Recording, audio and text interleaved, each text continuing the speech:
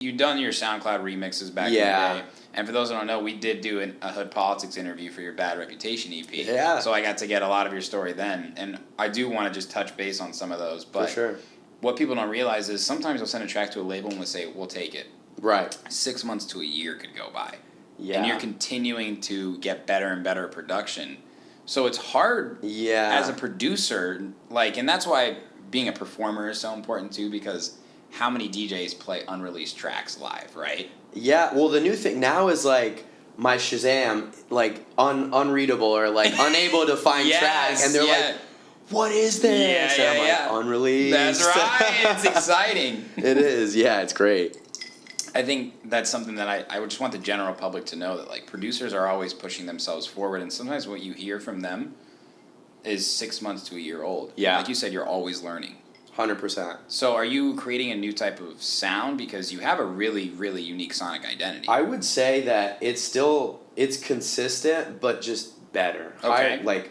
I think my mixes are just getting way tighter. Dude. I'm getting my mastering, honed in. And I know eventually, I think you have to outsource when you reach a certain level. You do. But I'm at the point right now where I'm comfortable doing it, and I'm getting good feedback. I do not claim to be an audio engineer at all. For sure. I think I have a somewhat of a decent ear. Yeah. And that's what I go off of. That's it. Yeah. Chris was asking me, he was like, when you're mastering, what are your loose levels like? Like, what are you mixing down at? And I was like, I don't even want to have this conversation because I'm so unorthodox. Like, don't look at my file.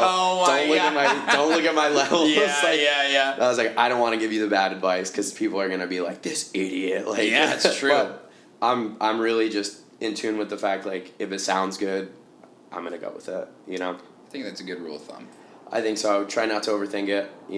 Yeah. I don't know all the rules, but I'm still breaking a bunch of them. That's fucking right, baby. Pave your own way, I guess. Yeah, man, and it's been really cool just to see you since we last talked officially like this. Yeah. What you've released, and it's just, dude, I love this minimal sound that you have, because it's so crisp and clean, but really still has a great groove to it. Yeah. And it's one of those things where people need to experience it live, because your low ends, bro. It's like I'm like.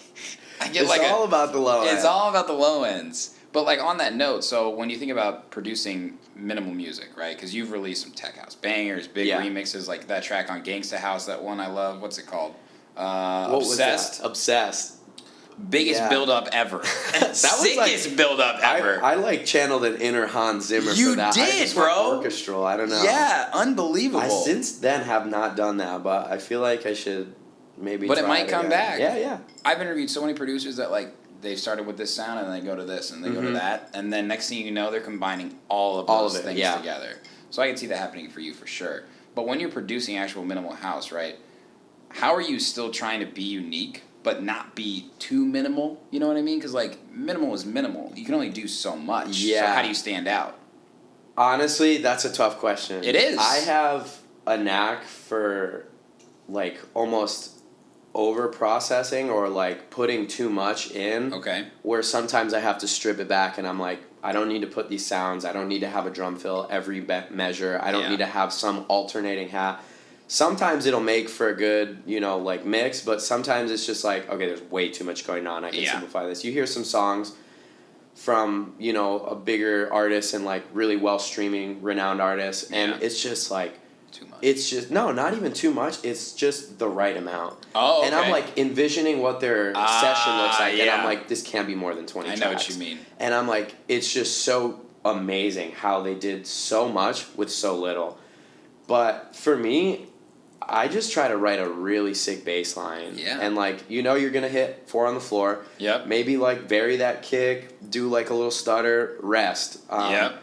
Man, my music history is gonna bite me in the ass here, but I think it was Robert Johnson. Or maybe not. Someone's gonna correct me, hopefully. But music is found in between the notes. The rest, essentially, is what he said. And it comes from blues artists. There's a lot of stops and just feeling, and little quarter note rests, eighth note rests that just really add more. Yeah. But with adding less. Wow. So it's interesting. It's That's an interesting amazing. concept. That's amazing. I'll have to fact check myself on who said it, but that was basically the gist. Man, do I love Sherm in the booth. Oh, hey, I think you do too. Hope you enjoyed that piece of content. If you're looking for more, make sure to go to my YouTube channel and hit that subscribe button and turn on all notifications so you don't miss any upcoming Sherm in the Booth interviews, live sets, new music, exclusive artist interviews, Sherm's Word, sub-pack reviews, and more. This is your one-stop shop for everything entertainment. Cheers.